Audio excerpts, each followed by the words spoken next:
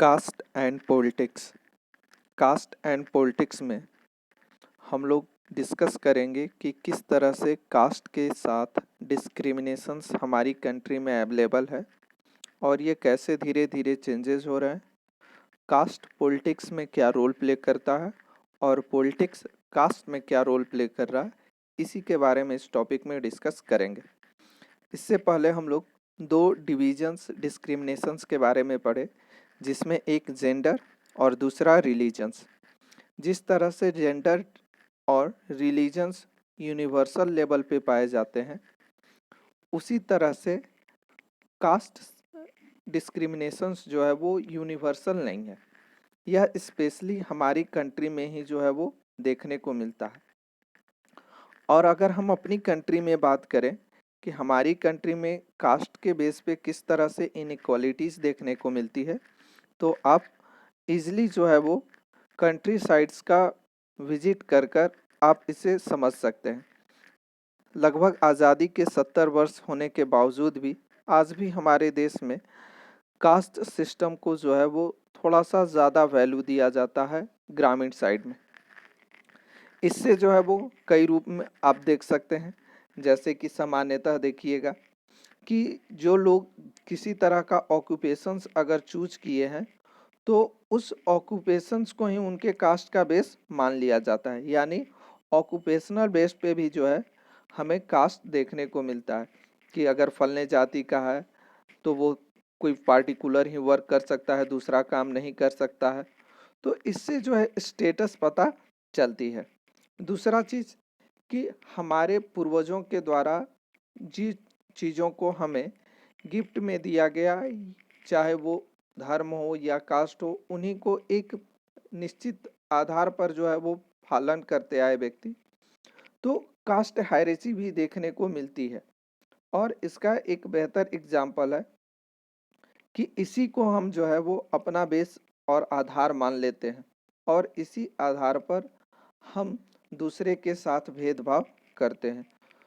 इसी आधार के साथ साथ यह भी देखने को मिलता है वर्तमान समय में कि आज भी लोग जो है वो अपनी जात वालों के साथ, यानी अपनी कास्ट वालों के ही साथ किसी तरह के मैरिज संबंध भी जो है वो स्थापित करना चाहते हैं।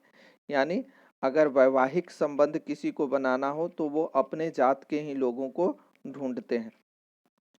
इसके साथ साथ यह भी देखने को मिलता है कि कास्ट सिस्टम जो हमारे कंट्री का है वह और कुछ नहीं, एक एक्सक्लूशंस है जो किसी पार्टिकुलर ग्रुप्स के साथ किया जा रहा है। किसी पार्टिकुलर समाज के साथ हम उसको अनदेखा कर रहना, इग्नोर करना ही कास्ट सिस्टम है।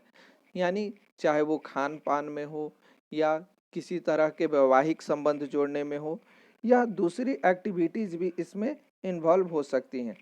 और आप अच्छी तरह से जानते होंगे कि कुछ हमारे सोशल रिफॉर्मर्स थे, जैसे कि सोशल रिफॉर्मर्स में ज्योतिबा फूले थे, गांधी जी थे, भीमराव अंबेडकर थे, जिन्होंने इस देश से, भारत से जो है वो कास्ट सिस्टम को समाप्त करने के लिए एक इम्पॉर्टेंट रोल प्ले किया और कुछ हद तक इसमें हमें सफलता भी मिली।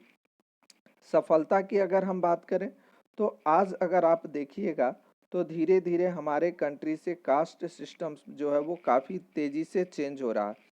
और चेंज होने के पीछे मुख्य कारण जो है वो और कुछ नहीं, कुछ ऐसी चीज़ें हैं जिनके कारण हमारा कास्ट सिस्टम्स जो है वो तेज़ी से चेंज हो रहा है। अगर इन चेंजेस को हम देखें तो सबसे पहले इसमें इम्पॉर्टेंट रोल जो है वो इकोनॉमिकल डेवलपमेंट का होता है।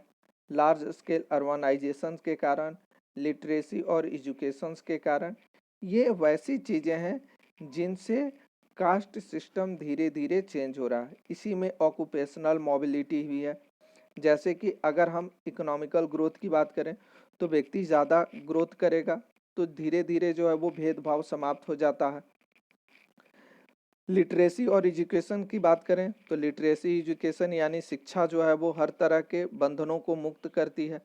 तो आप स्कूल में पढ़ते हैं, देखिए वहाँ पर किस कास्ट का व्यक्ति है इससे कोई मतलब नहीं है। लोग जो है वो ऑक्यूपेशन शिफ्ट कर रहे हैं, कोई किसी भी कास्ट का है तो कोई कोई भी बिजनेस कर सकता है, ऐसा कोई प्रतिबंध नहीं है।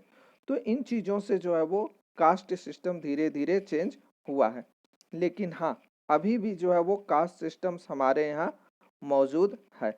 अब ये कास्ट जो है वो किस तरह से पॉलिटिक्स में अपना रोल प्ले करते हैं और पॉलिटिक्स जो है वो अपना किस तरह से कास्ट में रोल प्ले कर रहा है, इसे हम नेक्स्ट टॉपिक में जो है वो जानने का प्रयास करेंगे।